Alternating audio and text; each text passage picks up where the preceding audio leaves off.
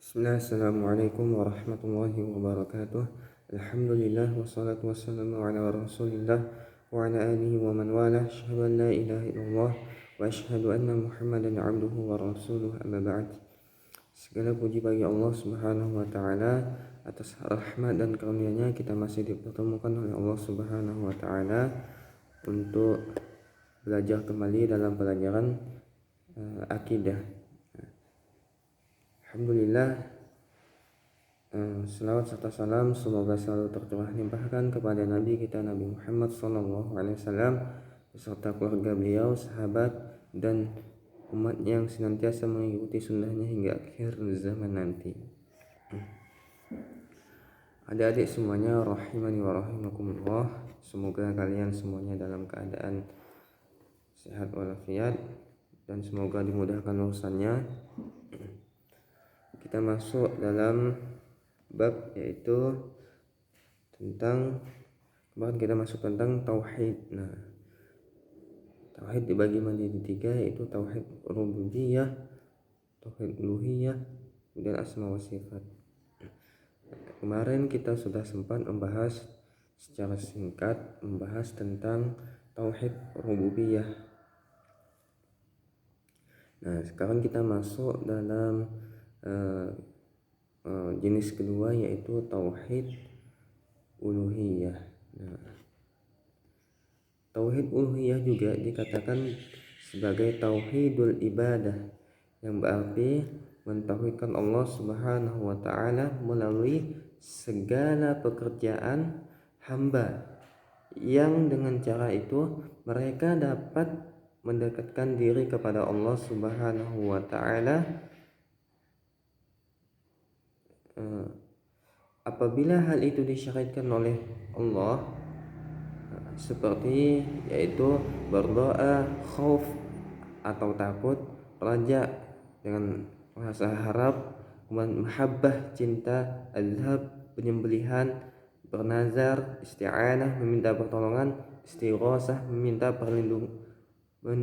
pertolongan di saat sulit, kemudian isti'adzah meminta perlindungan, dan segala apa yang disyariatkan dan diperintahkan oleh Allah Azza wa Jalla dengan tidak menyekutukan Allah dengan sesuatu apapun. Semua ibadah ini dan lainnya harus dilakukan hanya kepada Allah semata dan ikhlas karena Allah Subhanahu wa taala.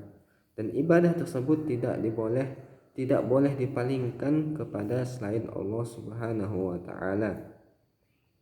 Jadi tauhid uluhiyah dikatakan juga tauhidul ibadah, yang berarti mentauhidkan Allah Subhanahu wa taala melalui segala pekerjaan hamba, yang dengan cara itu mereka dapat mendekatkan diri kepada Allah Subhanahu wa taala.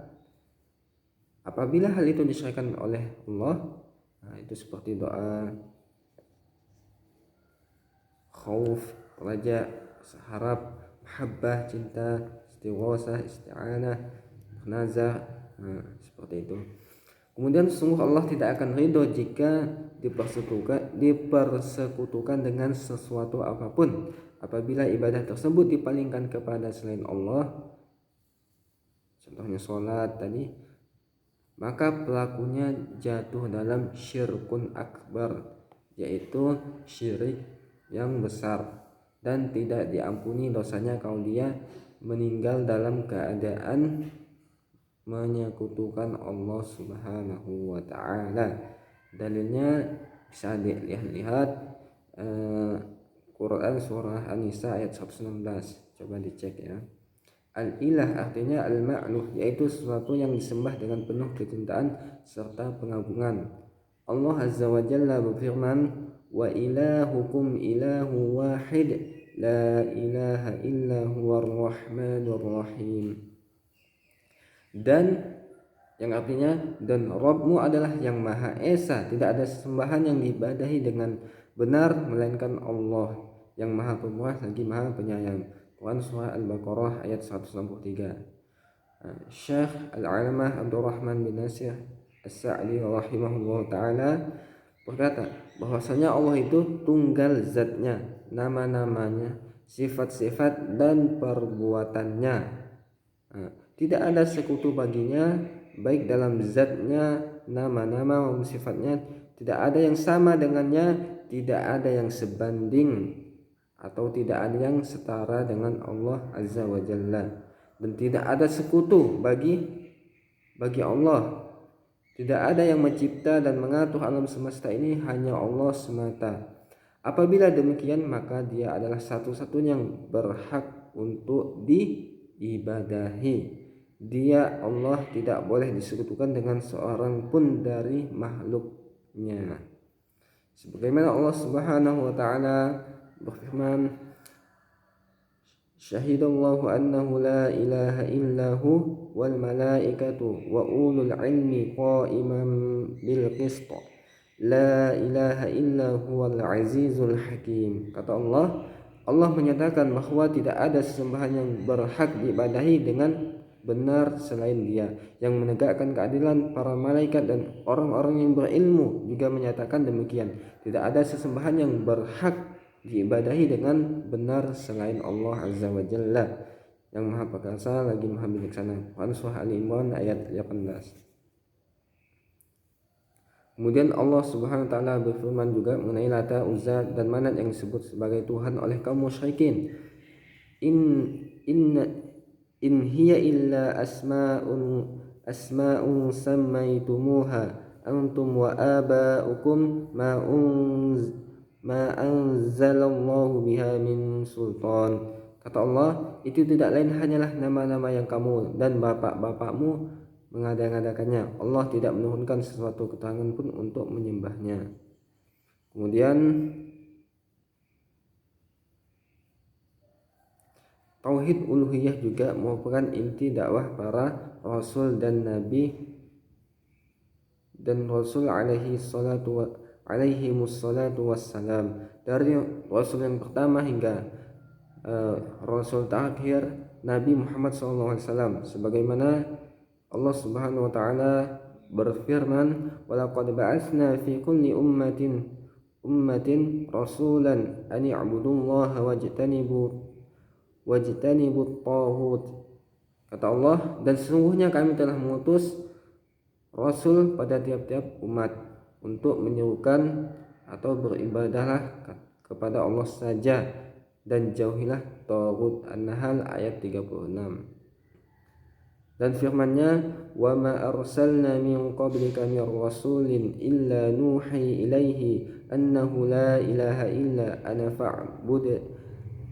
fa'budun." Dan tidaklah kami mengutus seorang rasul sebelum kamu, melainkan kami wahyukan kepadanya bahwasanya tidak ada ilah yang berhak untuk diibadahi dengan benar selain aku, kata Allah. Maka ibadahilah olehmu sekalian akan aku. Quran Surah Al-Anbiya ayat 25. Semua rasul alaihi wassalatu wassalam memulai dakwah mereka kepada kaumnya dengan tauhid uluhiyah, agar kaum mereka beribadah dengan benar hanya kepada Allah Subhanahu wa taala saja. Seluruh rasul berkata kepada kaumnya agar beribadah kepada hanya Allah semata.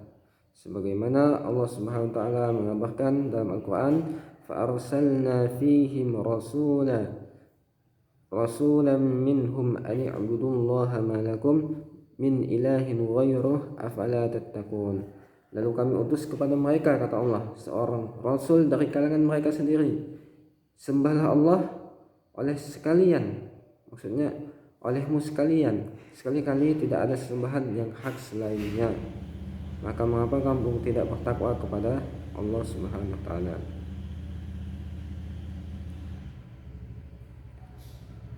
Nah, teman-teman, adik semuanya rahimani wa rahimakumullah.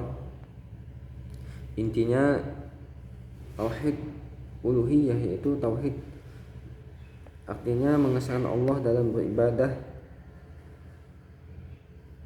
yaitu artinya beribadah hanya semata-mata untuk Allah Subhanahu wa taala. Maka kita tidak boleh mensyirikkan Allah Subhanahu wa taala. Kemudian dalilnya dalam firman yang Ustaz sampaikan tadi, walaqad ba'atsna fi kulli ummatin rasulan an i'budullaha wajtanibut taghut, dan sesungguhnya kami telah mengutus Rasul pada tiap-tiap umat untuk menyerukan sembahlah Allah saja dan jauhilah taghut. Taghut adalah setiap yang disembah selain Allah dan dia rela untuk disembah, itu dinamakan taghut.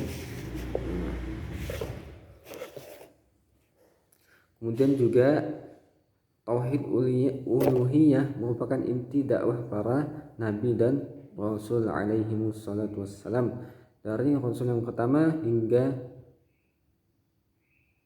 rasul yang terakhir.